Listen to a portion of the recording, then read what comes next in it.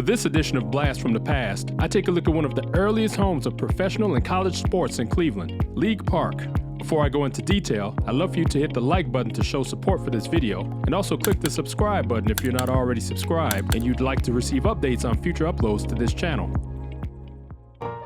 In 1887, the Cleveland Spiders were founded to be part of the American Association of Professional Baseball League. After 4 seasons at their original ballpark and the switch to the National League, the owners decided that a new home ballpark was needed. So a new 9,000-seat wooden ballpark was constructed at the corner of what is now East 66th Street and Lexington Avenue and named League Park. It opened on May 1st, 1891, with Cy Young on the mound as the starting Cleveland pitcher. But the Spiders folded after a dismal 1899 season that saw them finish with the worst single-season record in Major League history at 20-134 and draw just over 6,000 fans for their entire home season.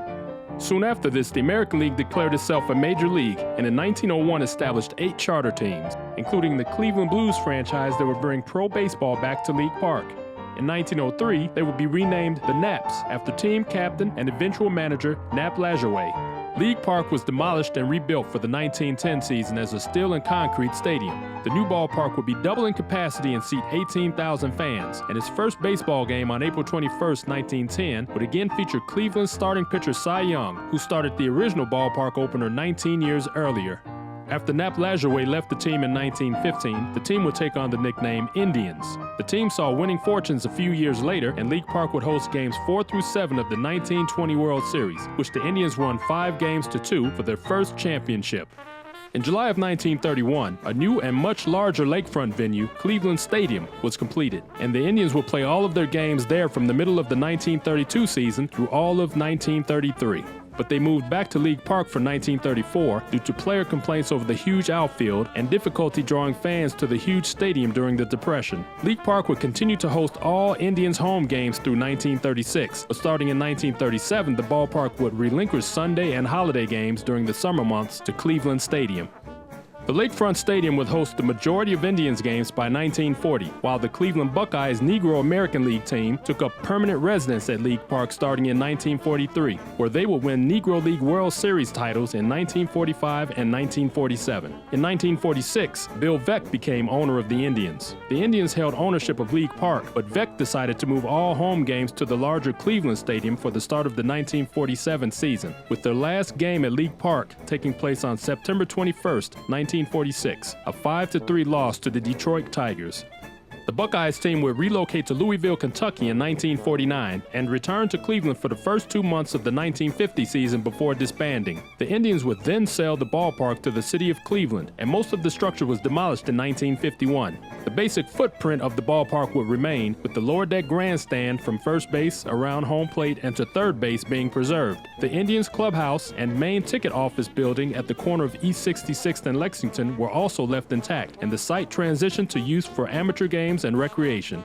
In 1952, the Cleveland Browns started using the site as a practice field. The remaining seating area, except those above the clubhouse, were eventually removed by 1961, and the Browns abandoned the practice site by 1965, leaving the ballpark without a permanent tenant. Of note, League Park was the last Major League stadium that never installed permanent lights. League Park was the site of Babe Ruth's 500th home run on August 11, 1929.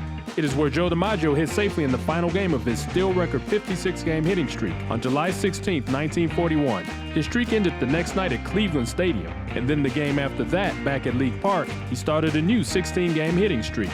League Park hosted several collegiate and professional football games and was home to the American Football League's Cleveland Rams starting in 1936. They would win a championship in 1945 before relocating to Los Angeles the following season.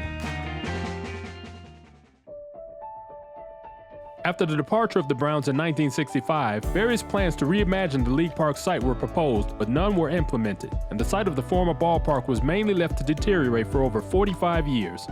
In 1988, Cleveland City Councilwoman Fannie M. Lewis started a determined 20-year effort to restore the site as an anchor for the community. Although she passed away in 2008 and never saw the park rebuilt in her lifetime, her vision was the seed for a plan that was finally approved in 2011 to restore the site, with ground broken for the renovations in October of 2012. The project will restore the field to its original dimensions with an artificial playing surface. It would also preserve the remaining original brick exterior walls and ticket office, which would house a museum being relocated from its downtown location. The site was rededicated as the Baseball Heritage Museum and Fannie Lewis Community Park at League Park on August 23, 2014.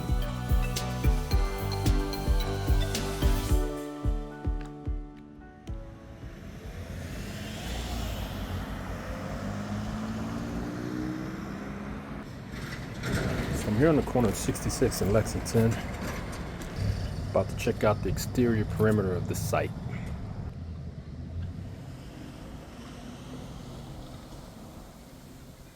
And this is the right field corner area looking east, and this is a replica of the 40-foot tall right field fence that was here when the ballpark was still open.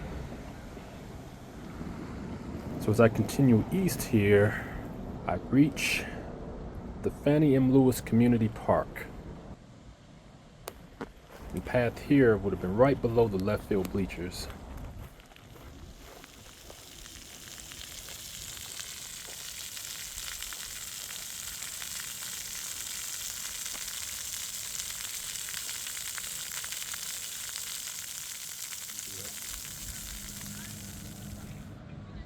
This is the area that was under the third base grandstand, and then looking across the street, I see a few houses that existed probably during the time that the ballpark was still open. This is the corner of East 66th Street and Linwood Avenue, where the home plate entrance of the old ballpark was located.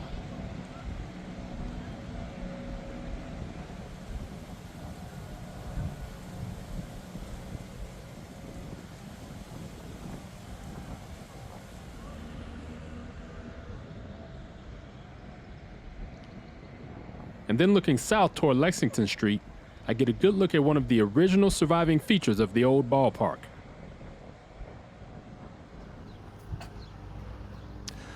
So this is all original brick from the original structure. I did a good job of preserving it, and actually it looks pretty much like it did back then.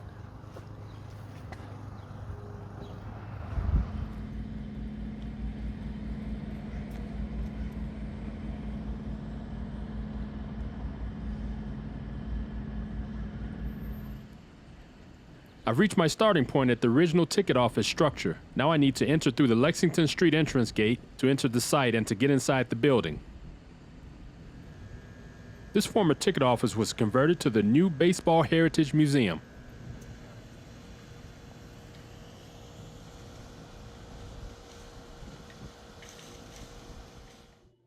There are field trips and group tours available that give you access to a large collection of Cleveland baseball artifacts and exhibits, including Babe Ruth's 436th home run. But my personal favorite item is the scale model of the old ballpark.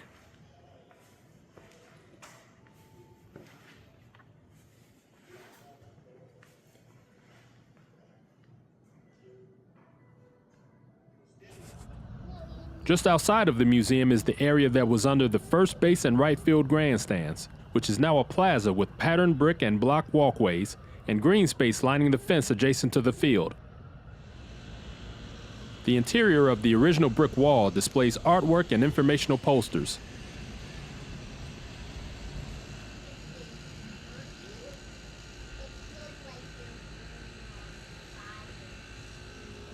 This area also features another tribute to the champion of the restoration of this site, a bust of Councilwoman Fannie M. Lewis. And immediately north of this area is an enclosed visitor center.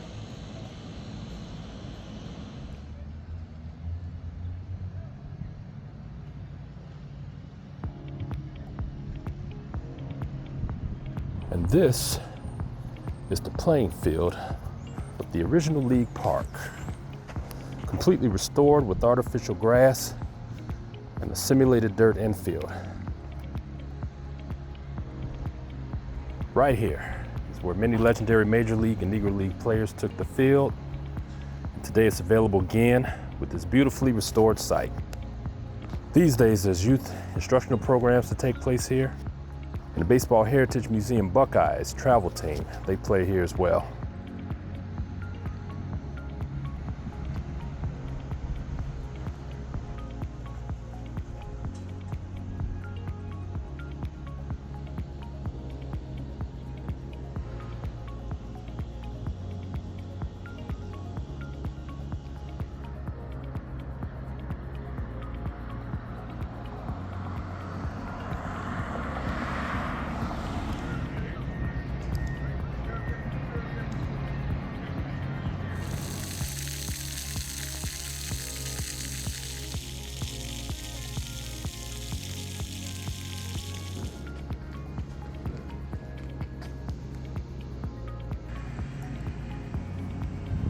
course, there's convenient bleachers set up here as well to watch the different field activities, right where fans enjoyed watching pro baseball and football generations ago.